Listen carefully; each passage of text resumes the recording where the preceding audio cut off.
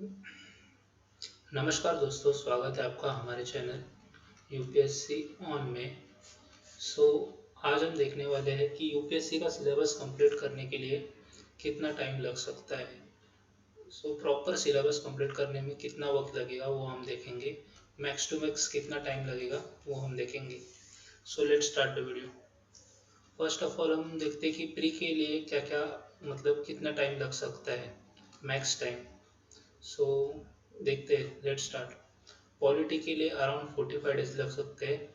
उसमें NCERTs plus standard book. Same history के लिए 45 डेज एनसीईआरटीज और स्टैंडर्ड बुक।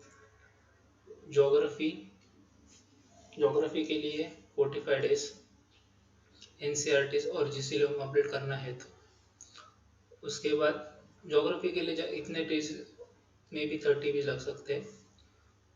इकोनॉमिक्स के लिए 45 स्टैंडर्ड बुक और एनसीईआरटीज। एनवायरनमेंट के लिए 30 डेज। साइंस एंड टेक के लिए 25 डेज।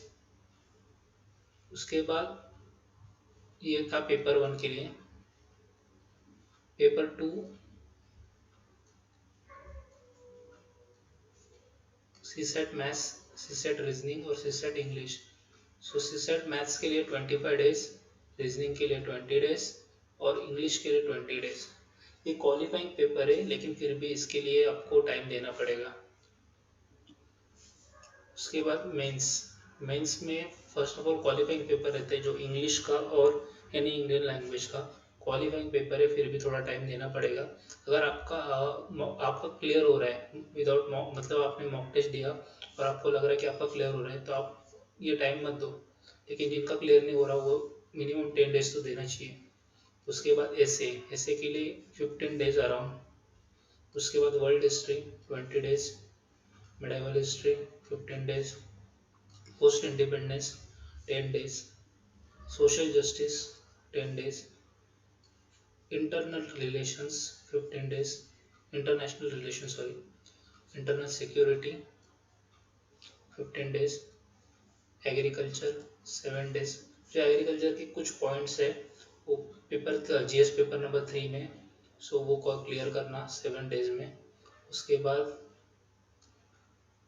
Disaster management 7 days. उसके बाद एथिक्स का पूरा सिलेबस कंप्लीट करने के लिए 30 to 40 डेज मैक्स।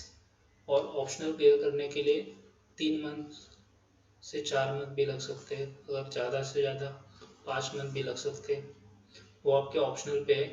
तो मैंने फ़िलहाल के लिए तो 90 लिखा है, लेकिन आप 6 मंथ भी हो सकता है किसी का। टोटल मैक्स टू मैक्स मतलब प्रेडिक्ट किया हमने कि 1.5 ईयर तो सिलेबस कंप्लीट करने में लगेगा।